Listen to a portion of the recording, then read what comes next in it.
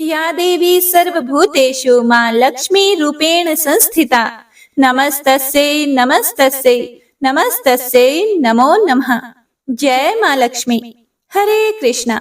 मार्गशीर्ष के महीने में गुरुवार के दिन देवी लक्ष्मी जी की पूजा और व्रत का विधान है। मान्यता है कि इस दिन श्री महालक्ष्मी माता की पूजा करने से और कथा सुनने से धन की बरसात होती है, घर में सुख समृद्धि का वास होता है और श्री महालक्ष्मी की कृपा से दुख दरिद्रता का नाश होता है और सभी मनोकामनाएं पूर्ण होती हैं। आज के इस वीडियो में आप सुनेंगे महालक्ष्मी व्रत की बड़ी ही पावन तथा पौराणिक व्रत कथा। श्री महालक्ष्मी माता के अनेक रूप तथा नाम हैं। श्री महालक्ष्मी को पार्वती, सिंधु कन्या, महालक्ष्मी, लक्ष्मी, राजलक्ष्मी, गृहलक्ष्मी, सावित्री, राधिका, रसेश्वरी, चंद्रा, गिरिजा, पद्मा, मालती, सुशीला आदि नामों से जाना जाता है। इस तरह हम महालक्ष्मी व्रत कथा का शुभारंभ करते हैं। जय श्री गणेश। द्वापर युग की बात है। सौराष्ट्र में उस समय भद्रश्रवा नाम के एक राजा हुआ करते थे। वह बड़े ही पराक्रमी राजा थे। 4 वेद, 6 शास्त्र और 18 पुराणों का उन्हें ज्ञान था। उनकी रानी का नाम था सूरज चंद्रिका। रानी दिखने में बहुत ही सुंदर और सुलक्षणा थी तथा पतिव्रता थी। उन दोनों को 7 पुत्र तथा उसके बाद एक कन्या का वरदान मिला था। कन्या का नाम श्याम बाला था। हे प्रिय भक्तों, एक बार महालक्ष्मी जी के मन में आया कि मैं जाकर उस राजा के राजप्रसाद में रहूं। इससे राजा को दुगने धन दौलत की प्राप्ति होगी और वह इस धन दौलत से अपनी प्रजा को और भी अधिक सुख दे पाएगा। अगर मैं किसी गरीब के घर रही और उसे धन दौलत प्राप्त हो गई तो वह तो स्वार्थी की तरह केवल अपने ऊपर ही खर्च करेगा। यह सोचकर श्री महालक्ष्मी जी ने बूढ़ी ब्राह्मणी का रूप धारण किया और हाथ में लाठी लिए हुए लाठी के सहारे सहारे रानी के द्वार पर पहुंच गई। मां लक्ष्मी ने बूढ़ी औरत का रूप धारण कर रखा था, फिर भी उनके माथे पर देवी का तेज सा था। उन्हें देखते ही एक दासी सामने आई और बूढ़ी ब्राह्मणी को प्रणाम किया। उसके बाद उनका नाम, धाम, काम सब कुछ पूछ डाला। बूढ़ी ब्राह्मणी का रूप धारण किए हुए लक्ष्मी माता ने कहा कि हे बालिके, मेरा नाम कमला है और मेरे पति का नाम भुवनेश है। हम द्वारिका में रहते हैं। तुम्हारी रानी पिछले जन्म में एक वैश्य की पत्नी थी। वह वैश्य बहुत गरीब था और दरिद्रता के कारण हर रोज उनके घर में लड़ाई झगड़े होते थे तथा उसका पति प्रतिदिन उसे मार पीट किया करता था। इन बातों से तंग आकर वह घर छोड़कर चली गई तथा वन में खाली पेट भटकने लगी। उसकी इस दुर्दशा पर मुझे दया आ गई। तब मैंने उसे सुख संपत्ति देने वाली श्री महालक्ष्मी जी की कथा सुनाई और मेरे कहने पर उसने श्री महालक्ष्मी जी का व्रत किया और महालक्ष्मी जी व्रत करने से मां लक्ष्मी की उस पर कृपा हुई, जिससे उसकी गरीबी दूर हो गई। उसका घर संसार, दौलत, संपत्ति, संतति आदि से भर गया। दोनों पति पत्नी एक साथ प्रेम पूर्वक रहने लगे। अपने जीवन के समस्त सुखों को भोगते हुए अंत में वे परलोक सिधार गए। हे प्रिय भक्तों, लक्ष्मी व्रत करने के कारण वे लक्ष्मी लोक में रहे।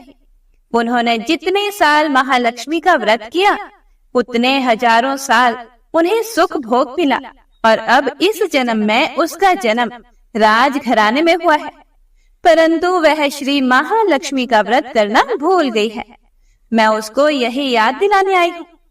बूढ़ी माई की बात सुनकर दासी ने उन्हें फिर से प्रणाम किया तथा श्री महालक्ष्मी जी का व्रत किस तरह से किया जाता है इसके बारे में बुढ़िया ब्राह्मणी से पूछा तो बुढ़िया माई का रूप धरे लक्ष्मी माता ने दासी को व्रत की सारी विधि बताई।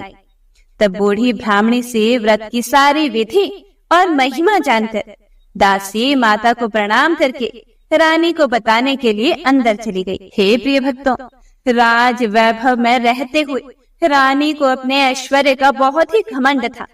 संपत्ति तथा अधिकार की वजह से वह पूजा पाठ और व्रत से विमुख हो गई थी। दासी द्वारा बताई गई बुढ़िया ब्राह्मणी की बातें सुनकर वह तो आग बबूला होकर द्वार पर आकर बुढ़िया रूपी श्री महालक्ष्मी पर बरस पड़ी। उसे यह मालूम नहीं था कि जो यहाँ पर बुढ़िया का रूप धारण करके आई है वह स्वयं माँ लक्ष्मी है। परंतु रानी का इस कदर रूखा बर्ताव देखकर, अपना अनादर देखकर माता ने वहां ठहरना ठीक नहीं समझा, तो वे वहां से चल पड़ी। रास्ते में उन्हें राजकुमारी श्याम बाला मिली, तो उन्होंने श्याम बाला को सारी बात बताई। तब श्याम बाला ने अपनी माँ की तरफ से माफी मांगी, तो माता को उस पर दया आ गई।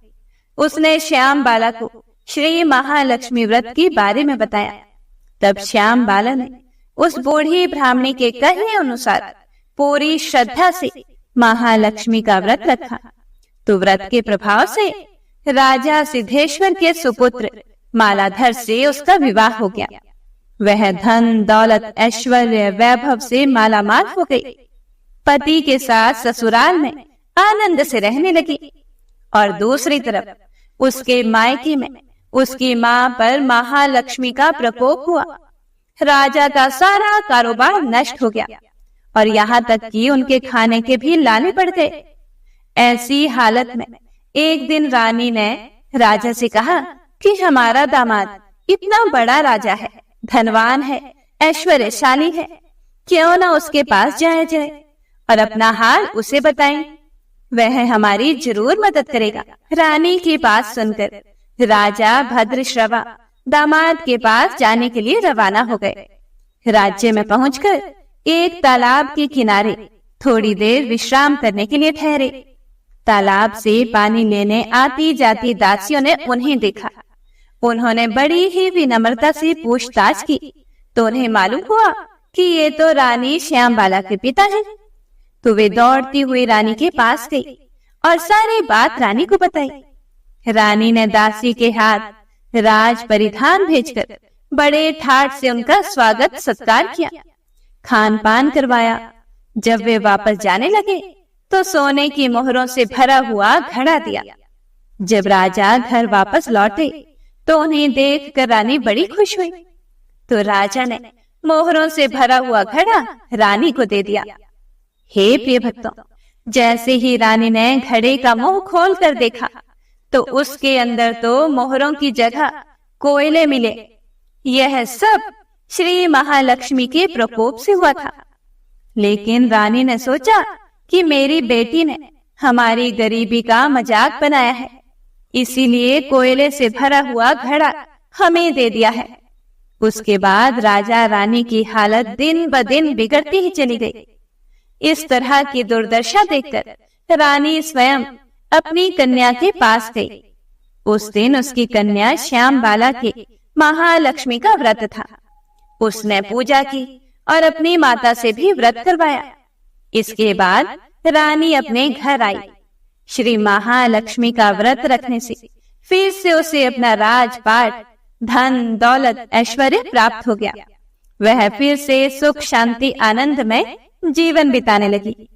कुछ दिनों के बाद राजकन्या श्यामबाला अपने पिता के घर आई, तो उसे अपने घर देखकर उसकी माँ को पुरानी बातें याद आ गई कि यही श्यामबाला ने अपने पिता को घड़ा कोयलों से भर कर दिया था। यह सब बातें सोचते सोचते रानी ने अपनी बेटी का कोई भी आदर सत्कार नहीं किया, बल्कि उसका अनादर किया। लेकिन श्यामबाला ने इस बात का भी बुरा नहीं माना।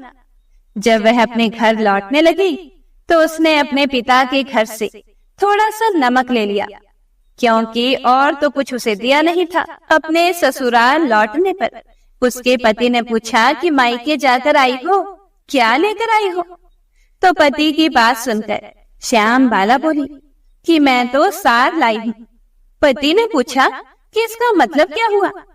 श्यामबाला बोली कि थोड़ा धीरज रखो, सब कुछ मालूम हो जाएगा। श्यामबाला ने उस दिन सारा भोजन बिना नमक डाले ही बनाया और खाने के लिए परोस दिया। पति ने जैसे ही खाना चखा तो वह बिना नमक का खाना था, इसीलिए उसमें स्वाद भी नहीं आया।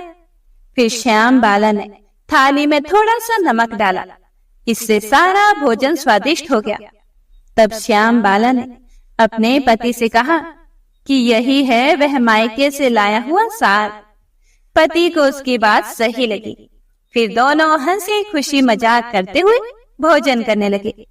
हे प्रिय भक्तों, ऐसा कहा जाता है कि जो भी मनुष्य श्रद्धा भाव से श्री महालक्ष्मी जी की पूजा करता है, व्रत रखता है, कथा सुनता या सुनाता है, तो उस पर महालक्ष्मी की कृपा बरसती है, सुख संपत्ति शांति प्राप्त होती है, सारी मनोकामनाएं पूर्ण हो जाती हैं।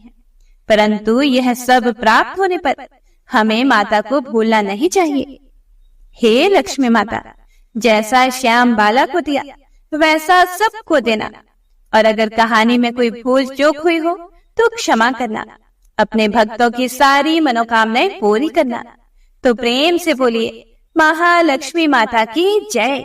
हे प्रिय भक्तों, तो अब सुनते हैं महालक्ष्मी व्रत की अगली पौराणिक कथा। प्राचीन काल में एक बार एक गांव में गरीब ब्राह्मण रहा करता था। वह भगवान विष्णु का परम भक्त था। एक दिन उसकी भक्ति से प्रसन्न होकर भगवान श्री विष्णु ने उसे दर्शन दिए और उसे मनचाहा वरदान मांगने को कहा। तब ब्राह्मण ने कहा कि उसके घर में हमेशा लक्ष्मी जी का वास बना रहे। इस इच्छा को जानने के बाद श्री विष्णु जी ने उससे कहा कि उसे लक्ष्मी जी की प्राप्ति तो हो सकती है, लेकिन उसके लिए उसे थोड़ा सा प्रयास करना होगा। भगवान विष्णु ने उस ब्राह्मण से कहा कि मंदिर के सामने एक स्त्री प्रतिदिन आती है और यहाँ आकर उपले पाथती है। तुम बस उन्हें अपने घर आने का निमंत्रण दे देना। वह स्त्री ही देवी माँ लक्ष्मी है। अगर वह स्त्री तुम्हारे घर आएगी तो तुम्हारा घर धन धान्य से भर जाएगा।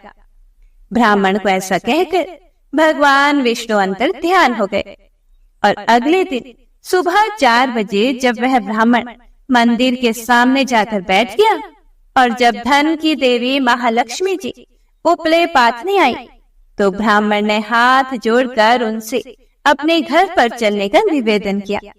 ब्राह्मण की बात को सुनकर लक्ष्मी माता समझ गई कि यह सब कुछ विष्णु जी का ही किया धरा है।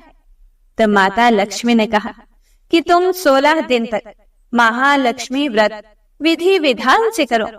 16 दिनों तक हर दिन सुबह सूर्य देवता को और रात को चंद्र देवता को अर्घ दो, तो मैं तुम्हारे घर में अवश्य आऊंगी। तब देवी के कहे अनुसार ब्राह्मण ने महालक्ष्मी व्रत और पूजन किया और उत्तर दिशा की ओर मुख करके लक्ष्मी जी को पुकारा। अपने वचन को पूरा करने के लिए 16वें दिन धन की देवी महालक्ष्मी प्रकट हुई और उन्होंने गरीब ब्राह्मण के हर कष्ट को दूर कर दिया और उसके घर को सुख संपत्ति से भर दिया। इस व्रत को पूरे विधि विधान से करने से मनुष्य की सभी मनोकामनाएं पूर्ण हो जाती हैं। हे माँ लक्ष्मी, इस कथा को कहने, सुनने और हुंकारा भरने वाले सभी भक्तों के घर धन धान्य के भंडार भरना। आपने जैसे उस ब्राह्मण देवता के घर धन के भंडार भरे, उसका कष्ट दूर किया, ऐसे ही इस कथा को कहने, सुनने और हुंकारा भरने वाले सभी भक्तों के कष्ट दूर करना। जय माता दी। हे प्रिय भक्तों, तो आइए अब माता लक्ष्मी, विष्णु भगवान और गणेश जी की बड़ी ही पावन कथा को सुनते हैं। आज के दिन इस कथा को अवश्य ही सुनना चाहिए। पौराणिक कथा के अनुसार बहुत समय पहले की बात है। भगवान विष्णु का विवाह लक्ष्मी जी के साथ सुनिश्चित हो गया। अब विवाह की तैयारियां भी होने लगी। खूब धूमधाम से विवाह की तैयारियां हो रही थी। सभी देवताओं को निमंत्रण भेजे गए, लेकिन गणेश जी को निमंत्रण नहीं दिया गया था। कारण जो भी रहा हो, अब भगवान विष्णु की बारात जाने का समय आ गया। सभी देवतागण अपनी पत्नियों के साथ विवाह समारोह में आए। सभी ने देखा कि गणेश जी कहीं दिखाई नहीं दे रहे हैं। तब वे सभी आपस में चर्चा करने लगे कि गणेश जी कहीं दिखाई नहीं दे रहे। क्या गणेश जी को न्योता नहीं भेजा गया, या स्वयं गणेश जी ही किसी कारण नाराज होकर विवाह में नहीं आए होंगे। आपस में वे सभी चर्चा करने लगे। सभी को इस बात पर आश्चर्य होने लगा। किसी को कोई जवाब नहीं मिला तो तभी सभी ने सोचा कि क्यों ना भगवान विष्णु से ही इसका हम कारण पूछ लें। विष्णु भगवान से पूछने पर विष्णु भगवान ने कहा कि हमने गणेश जी के पिता भोलेनाथ महादेव को न्योता भेजा है। यदि गणेश जी अपने पिता के साथ आना चाहते हैं तो आ जाते, अलग से न्योता देने की आवश्यकता भी नहीं थी। दूसरी बात यह है कि उनको 1.25 मन मूंग, 1.25 मन चावल, 1.25 मन घी और 1.25 मन लड्डू का भोजन दिन भर के लिए चाहिए। यदि गणेश जी नहीं आएंगे तो कोई बात नहीं, दूसरे के घर जाकर इतना सारा खाना पीना अच्छी बात भी नहीं होता। अभी वे सभी यह चर्चा ही कर रहे थे कि किसी ने सुझाव दिया, यदि गणेश जी आ भी जाएं तो उनको द्वारपाल बनाकर बैठा देंगे कि आप घर का ध्यान रखना। आप तो चूहे पर बैठकर धीरे धीरे चलोगे तो बारात से बहुत पीछे रह जाओगे। यह सुझाव सबको पसंद भी आ गया तो भगवान विष्णु ने अपनी सहमति दे दी। अब नारद भगवान को किसी तरह से गणेश जी को बुलाने के लिए भेजा गया। गणेश भगवान ने जैसे ही निमंत्रण सुना, वे जल्दी जल्दी भगवान विष्णु के विवाह में सम्मिलित होने के लिए आ गए। अब जब समारोह में गणेश जी उपस्थित हो ही गए तो जैसा कि सभी देवी देवताओं ने मिलकर विचार विमर्श किया था, तो गणेश भगवान को किसी तरह से समझा बुझाकर घर की रखवाली करने के लिए बैठा दिया गया। अब बारात चल दी। सभी देवी देवता बारात के साथ चल दिए। तब नारद जी ने देखा कि गणेश जी तो दरवाजे पर ही बैठे हुए हैं, तो वे गणेश जी के पास गए और उनसे रुकने का कारण पूछने लगे। नारद जी ने पूछा, क्या बात है गणेश जी, आप द्वार पर इस तरह से क्यों बैठे हो? विष्णु जी ने तो आपको अपने विवाह में सम्मिलित होने के लिए बुलाया था। वे आपको अपने साथ बारात में लेकर नहीं गए? कहीं ऐसा तो नहीं वह आपको अपने घर का द्वारपाल बनाकर यहाँ छोड़कर चले गए हो? गणेश भगवान को सारी बात समझ में आई तो वह बहुत ही क्रोधित होकर कहने लगे, नारद जी, तब तो भगवान विष्णु ने मेरा बहुत बड़ा अपमान किया है। नारद मुनि तो सारा हाल जानते थे कि गणेश भगवान के बिना तो विष्णु भगवान की बारात आगे जा ही नहीं सकती थी। तब नारद जी गणेश भगवान को कहने लगे कि अगर आप अपनी मूषक सेना को आगे भेज दें तो वह रास्ता खोद देंगे, जिससे कि सभी वाहन धरती में धंस जाएंगे। तब तो विष्णु भगवान को आपको सम्मान पूर्वक अपनी बारात में बुलाना ही पड़ेगा। अब भला किस बात की देरी थी? अब तो गणेश जी ने अपनी मूषक सेना को जल्दी से आगे भेज दिया और सेना ने जमीन खोद दी। जब बारात वहां से निकली तो रथों के पहिए धरती में धंस गए। लाख कोशिश करने के बावजूद भी पहिए नहीं निकले। सभी ने अपने अपने उपाय किए, फिर भी पहिए तो निकल नहीं पाए बल्कि टूट गए। अब किसी की समझ में नहीं आ रहा था कि अब क्या किया जाए। तब नारद जी, जो विष्णु भगवान की बारात में पहुंच चुके थे, उन्होंने कहा, आप लोगों ने गणेश जी का अपमान करके अच्छा नहीं किया। यदि उन्हें मनाकर लाया जाए तो आपका कार्य सिद्ध हो सकता है और यह संकट भी टल सकता है। तब शंकर भगवान ने अपने दूत नंदी को भेजा और नंदी ने किसी तरह से समझा बुझाकर गणेश जी को लेकर आए। तब गणेश जी का आदर सम्मान किया गया, उनकी पूजा की गई। तब कहीं जाकर रथ के पहिए निकले। पहिए तो निकल गए, लेकिन वह टूट फूट गए थे, तो उन्हें सुधारता कौन? पास के खेत में खाती मतलब कि किसान काम कर रहा था, तो उसे बुलाया गया। खाती अपना कोई भी कार्य प्रारंभ करने से पहले ओम श्री गणेशाय नमः कहता था, गणेश जी की वंदना करता था। अब जब सभी लोगों ने उससे निवेदन किया तो खाती ओम श्री गणेशाय नमः कहकर मन ही मन गणेश जी की वंदना करने लग गया और देखते ही देखते खाती ने सभी पहियों को ठीक कर दिया।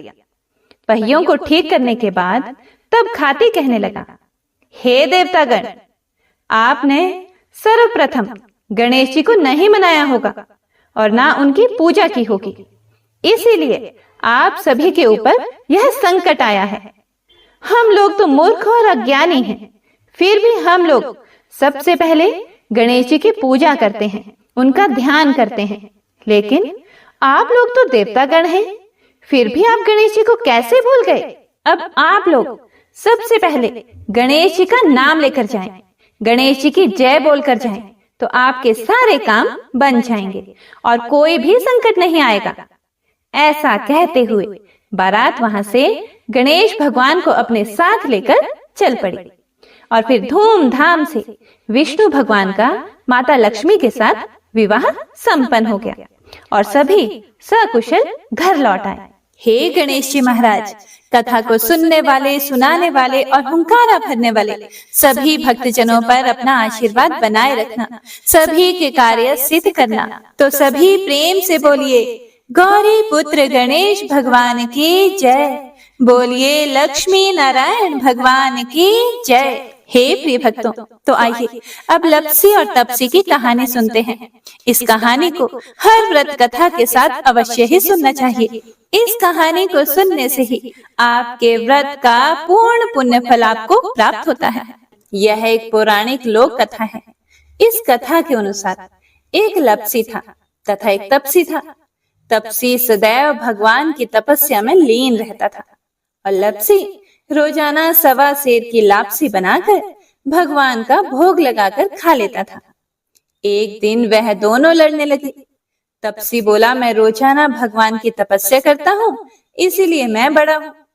तो लप्सी बोला कि मैं रोज भगवान को 1.25 सेर लापसी का भोग लगाता हूँ, इसीलिए मैं बड़ा हूँ। तभी देव मुनि और परम वैष्णव ब्रह्मा जी के मानस पुत्र और महाज्ञानी नारद जी वहां से गुजर रहे थे। उन्होंने लप्सी और तपसी दोनों को लड़ते हुए देखकर उनसे पूछा कि तुम दोनों क्यों लड़ रहे हो? तब तपसी ने खुद के बड़ा होने का कारण बताया और लप्सी ने अपने सर्वश्रेष्ठ होने का कारण बताया। उन दोनों की पूरी बात सुनकर महाचतुर भक्त शिरोमणि नारद जी बोले कि तुम दोनों का फैसला मैं कर दूंगा। दूसरे दिन लप्सी और तपसी नहाकर अपनी रोज की भक्ति करने के लिए गए तो नारद जी ने छुपकर 1.25 करोड़ की एक अत्यंत बहुमूल्य रत्न जड़ित और दुर्लभ मणियों से बनी अंगूठी उन दोनों के सामने रख दी। हे प्रिय भक्तों, तपसी की नजर जब अंगूठी पर पड़ी तो उसने चुपचाप अंगूठी उठाकर अपने नीचे दबा ली। लप्सी की नजर अंगूठी पर पड़ी लेकिन उसने ध्यान ही नहीं दिया और भगवान को भोग लगाकर लापसी खाने लगा।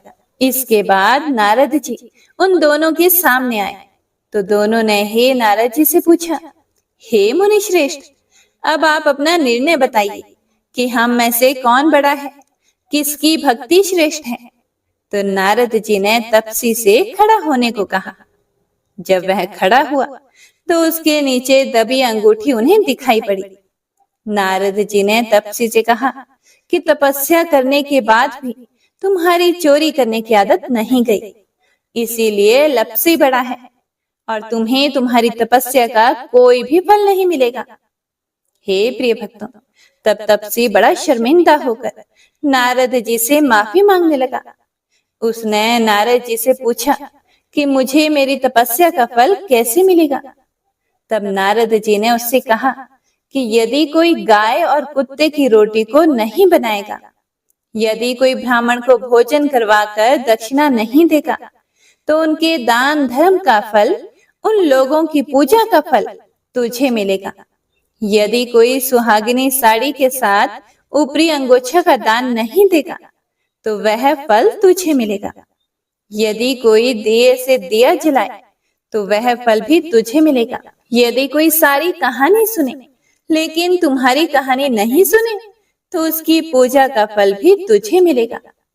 हे प्रिय भक्तों, उसी दिन से हर व्रत कथा कहानी के साथ लप्सी तपसी की यह कहानी भी अवश्य सुनी और कही जाती है। श्री लक्ष्मी चालीसा। मातु लक्ष्मी करी कृपा, करो हृदय में वास, मनोकामना सिद्ध करी, पूर्वहु मेरी आस। यही मोर अरदास, हाथ जोड़ विनती करूं, सब विधि करो सुवास। जय जननी जगदम्बिका। सिंधु सुता में सुमिरो तो ही, ज्ञान बुद्धि विद्या दो मोही। तुम समान नहीं कोई उपकारी, सब विधि पूर्वहु आस हमारी। जय जय जगत जननी जगदम्बा, सबके तुम ही हो अवलंबा। तुम ही हो घट घट के वासी, विनती यही हमारी खासी।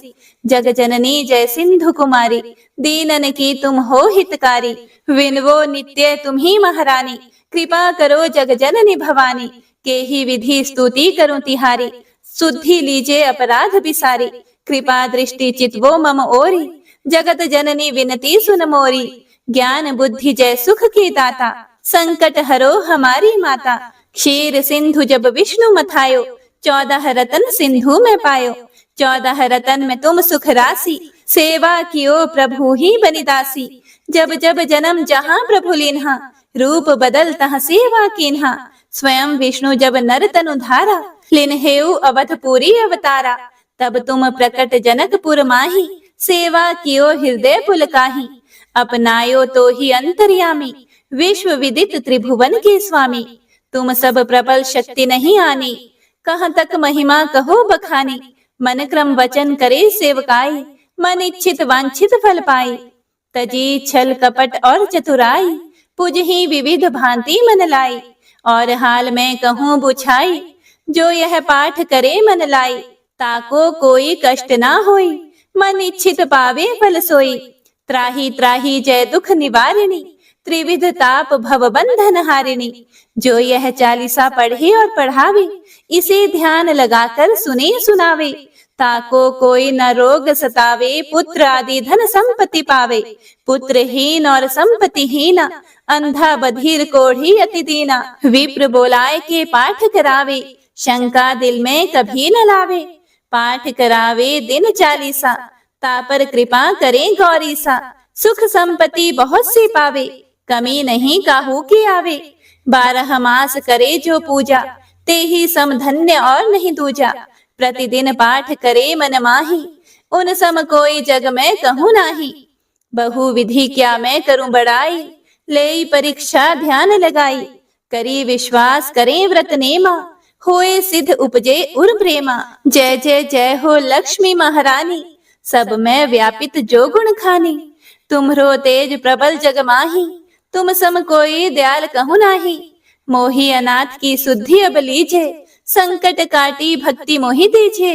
भूल चूक करी क्षमा हमारी, दर्शन दीजे दशा निहारी। बिन दर्शन व्याकुल अधिकारी, तुम ही अक्षत दुख सहते भारी।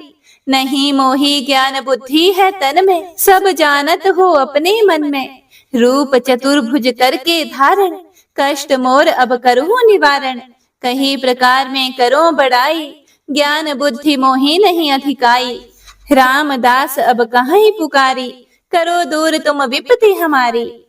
त्राही त्राही दुख हारिणी, हरो बेगी सब त्रास। जयती जयती जय लक्ष्मी, करो शत्रुन का नाश। रामदास धरि ध्यान नित, विनय करत कर जोर। मातु लक्ष्मी दास पर, करहूं दया की कोर। करहूं दया की कोर, माँ करहूं दया की कोर। इति लक्ष्मी चालीसा संपूर्ण। महालक्ष्मी नमस्तुभ्यं नमस्तुभ्यं सुरेश्वरी। हरिप्रिये नमस्तुभ्यं नमस्तुभ्यं दयानिधे। पद्मालय नमस्तुभ्यं नमस्तुभ्यं च सर्वदे। सर्वभूत हितार्थाय वसु सृष्टिम सदा कुरुम। सभी प्रेम से बोलिए लक्ष्मी माता की जय, लक्ष्मी नारायण भगवान की जय।